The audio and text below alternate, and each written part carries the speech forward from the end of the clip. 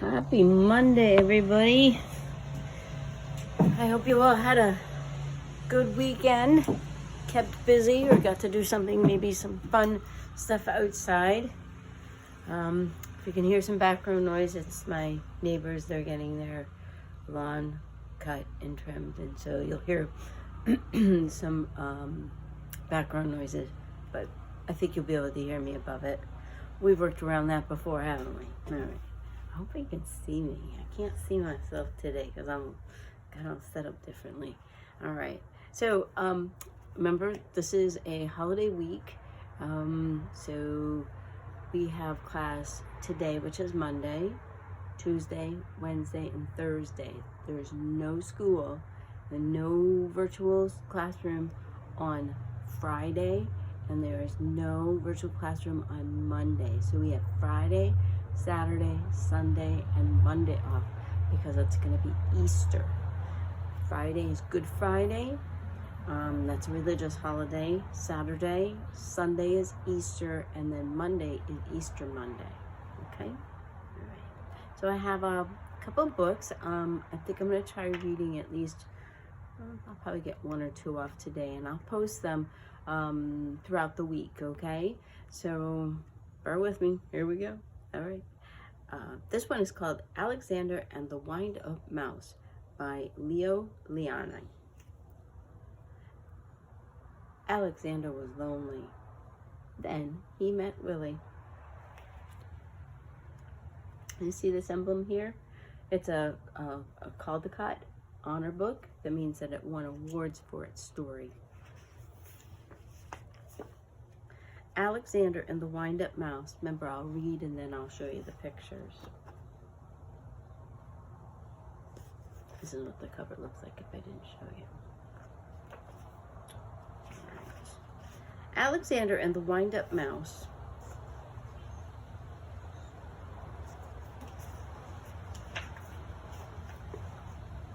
Help! Help! A mouse! There was a scream, then a crash. Cups, saucers, spoons were flying in all directions. Alexander ran for his hole as fast as his little legs would carry him. I would be the one totally screaming, "Help, help, I'm out." No, I don't know. I don't do it. That's a no. All Alexander wanted was a few crumbs, and yet every time they saw him, they would scream for help or chase him with a broom. I know, mice are just doing their job. They just want to get some crumbs. They just want to go back to their little hole in the wall. No. One day, when there was no one in the house, Alexander heard a squeak in Annie's room. He sneaked in, and what did he see? Another mouse, but not an ordinary mouse like himself. Instead of legs, it had two little wheels. "Who are you?" asked Alexander. Who do you think the other mouse is? Is he real? I am Willie the Wind-Up Mouse, Annie's favorite toy. They wind me up to make me run around in circles. They cuddle me, and at night I sleep on a soft white pillow between the doll and the woolly teddy bear. Everyone loves me. They don't care much for me, said Alexander sadly. But he was happy to have found a friend. Let's go in the kitchen and look for crumbs, he said. Oh, I can't, said Willie. I can only move when they wind me. But I don't mind. Everybody loves me.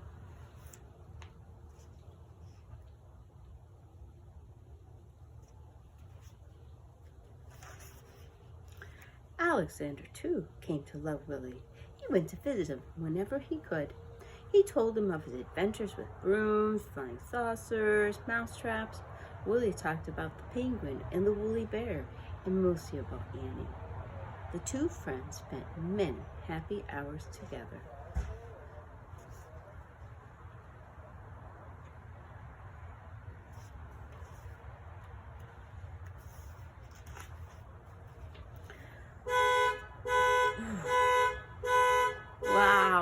the car alarm. But when he was alone in the dark of his hideout, Alexander thought of Willie with envy. Oh, he'd sigh. Why can't I be a wind-up mouse like Willie and be cuddled and loved?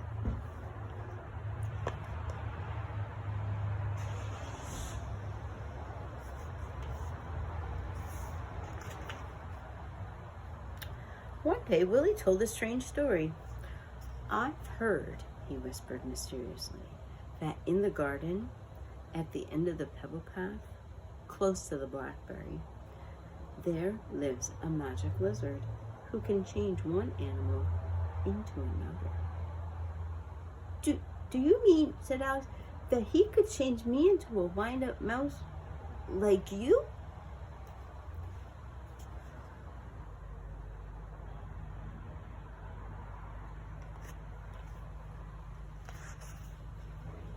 That afternoon, Alexander went into the garden and ran to the end of the path.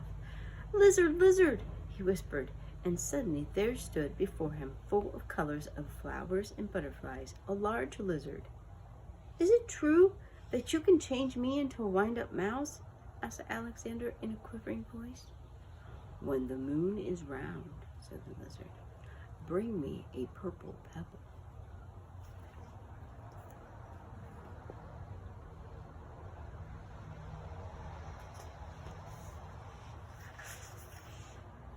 For days and days, Alexander searched the garden for purple pebble. In vain, he found yellow pebbles and blue pebbles and green pebbles, but not one tiny purple pebble.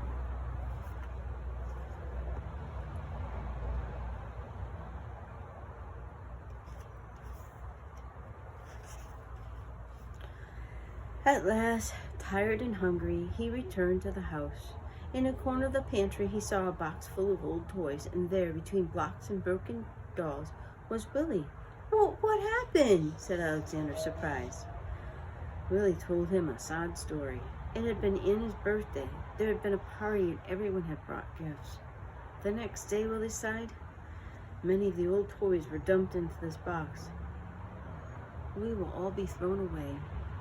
Alexander was almost in tears. Poor Willie, he thought. But then suddenly something caught his eye. Could it be? Yes, it was. It was a purple pebble.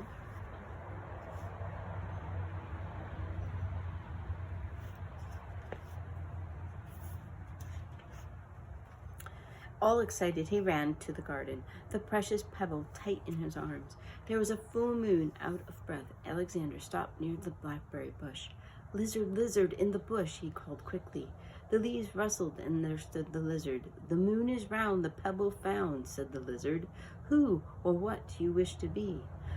I want to be... Alexander stopped. Then suddenly he said, Lizard, lizard, could you change Willie into a mouse like me? The lizard blinked, and there was a blinding light. And then all was quiet. The purple pebble was gone.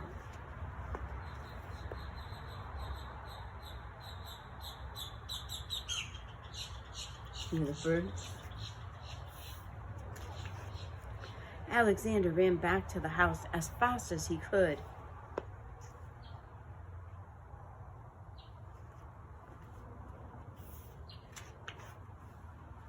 The box was there, but alas, it was empty. Too late, he thought, and with a heavy heart, he went to his hole in the baseboard. Is it too late?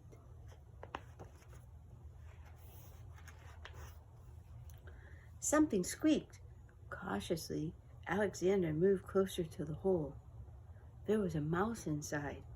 Who are you? Said Alexander, a little frightened. My name is Willie, said the mouse.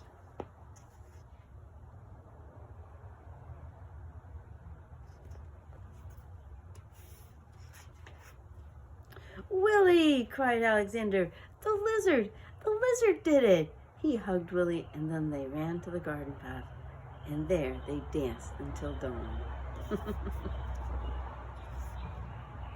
Well, that was a happy ending, wasn't it? That was a good one.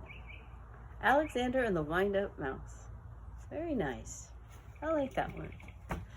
All right, well, I'm going to see if I can get another book in, and we'll see what book I pick. All right? Okay, give me a minute.